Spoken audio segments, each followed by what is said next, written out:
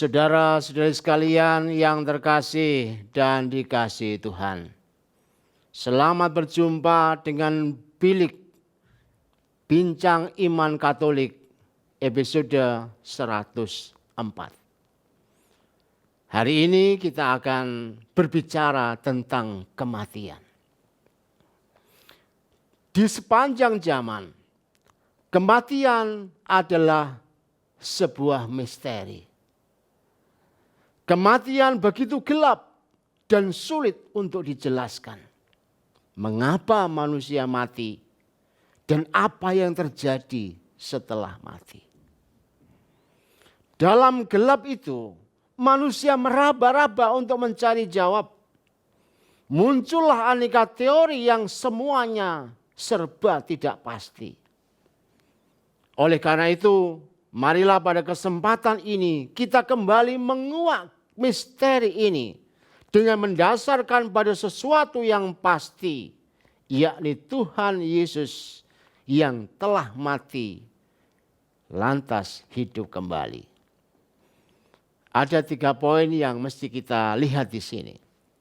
Yang pertama, misteri kematian dibuka oleh Tuhan Yesus.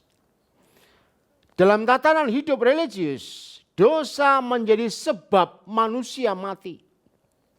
Hal ini bisa ditemukan sejak hati Kain yang dibelenggu oleh amarah dosa, sehingga membuat Habel akhirnya dibunuh dan mati. Kematian lantas menjadi akhir cerita manusia di bumi. Selanjutnya tidak ada cerita lagi. Rasul Paulus kepada jemaat di Roma bab 6 ayat 23 mengatakan, upah dosa adalah maut, tetapi kasih karunia adalah hidup yang kekal. Kasih karunia Allah ini menghidupkan sebagaimana Tuhan Yesus yang menyejarah menjadi manusia, mati dikubur dan bangkit serta hidup lagi. Inilah pencerahan terhadap kematian. Dengan bangkit dari mati, Yesus mengakhiri spekulasi tentang kematian sebagai akhir dari sebuah kehidupan menjadi sebuah titik awal menuju hidup yang kekal. Setelah mati, manusia masih hidup lagi.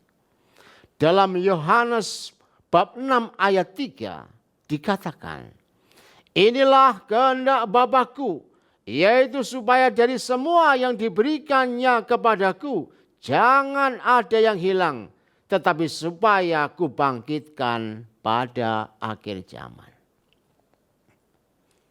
Poin yang kedua, dunia orang mati.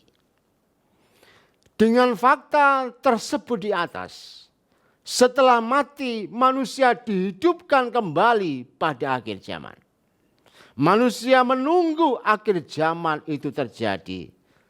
Selama menunggu, jiwa manusia kemana dan bagaimana keadaannya. Iman Katolik menyebut jiwa orang mati akan diseleksi dalam 3 kategori. Yang berdosa masuk neraka. Yang baik dan benar tetapi belum seluruhnya sempurna akan masuk api penyucian. Dan yang baik, benar dan suci langsung masuk surga. Situasi seperti itu akan berlangsung sampai kebangkitan badan. Sampai akhir zaman. Manakala akhir zaman terjadi, semua baik yang hidup maupun yang mati akan diadili untuk dipilah. Yang mati akan bersatu dengan badannya kembali untuk bersatu dengan mereka yang masih hidup. Dalam kondisi bersatunya badan dan jiwa, manusia akan langsung berhadapan dengan Allah untuk ditentukan masuk dalam gelap kehidupan selama-lamanya atau hidup bahagia bersama Allah selamanya. itulah dunia orang mati. Lantas yang ketiga, memaknai kematian. Gereja Katolik memiliki pandangan mendasar tentang hal ini. Karena masih ada kebangkitan badan, maka gereja masih memiliki relasi dengan mereka yang mati dan kita yang masih hidup. Oleh gereja disebut dengan gereja menderita, yaitu mereka yang ada di api penyucian. Gereja yang mulia dengan mereka yang langsung masuk surga. Dan gereja berziarah, kita yang masih berziarah di dunia. Gereja mulia, yaitu mereka yang di surga akan terus-menerus mendorong, mendoakan, dan meminta kepada Allah supaya kita senantiasa diberkati. Kita senantiasa dikaruniai kekuatan untuk hidup di tengah dunia ini. Dan gereja ini menolong kita, yaitu kita semua yang telah ditolong oleh kekuatan mereka yang telah masuk dalam surga, juga memberikan kekuatan untuk menolong mereka yang masih menderita. Karena dikatakan hanya orang yang hiduplah yang bisa memuji Allah. Oleh karena itu setiap 1 November gereja meminta para kudus Allah mendoakan kita semua. Setiap tanggal 2 November seluruh gereja di dunia ini berdoa untuk para arwah yang masih ada di dalam api penyucian. Tindakan atas relasi ini merupakan tindakan atau sebuah ungkapan iman kepada Yesus yang telah bangkit. Dalam kitab Makabe, untuk menolong mereka yang meninggal supaya dihapuskan dosanya, kita yang masih berziarah membuat korban penghapus dosa. Hal itu diterjemahkan oleh gereja dalam 3 hal berikut. Yang pertama, mengunjungi makam dengan menabur bunga. Yang kedua, berdoa terutama dalam Ekaristi dengan intensi khusus bagi saudara-saudari kita yang meninggal. Poin yang ketiga, memaknai kematian. Gereja Katolik memiliki pandangan mendasar tentang hal ini. Karena masih ada kebangkitan badan, maka gereja masih memiliki relasi antara mereka yang mati dan kita yang masih hidup. Yang kemudian dijabarkan dalam gereja menderita, yaitu mereka yang ada di dalam api penyucian. Gereja yang mulia, yaitu mereka yang berada di surga. Dan gereja berziarah, yaitu kita semua yang masih di dunia.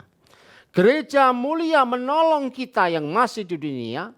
Dan kita yang hidup kemudian menolong mereka yang ada dalam penderitaan.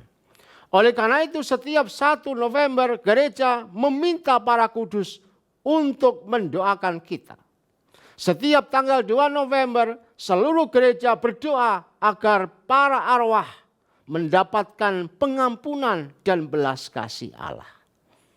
Dalam kitab Makabe untuk menolong mereka yang meninggal supaya dihapuskan dosanya, kita harus membuat korban penghapus dosa.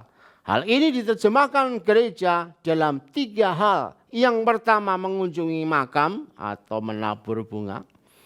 Berdoa terutama dalam Ekaristi melalui intensi misa.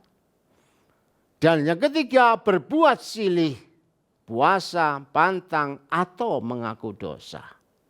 Tindakan ini kiranya menyentuh hati Allah. Allah yang berbelas kasih kemudian mengasihi mereka yang meninggal sehingga mendapatkan indulgensi, ampunan pada mereka yang meninggal.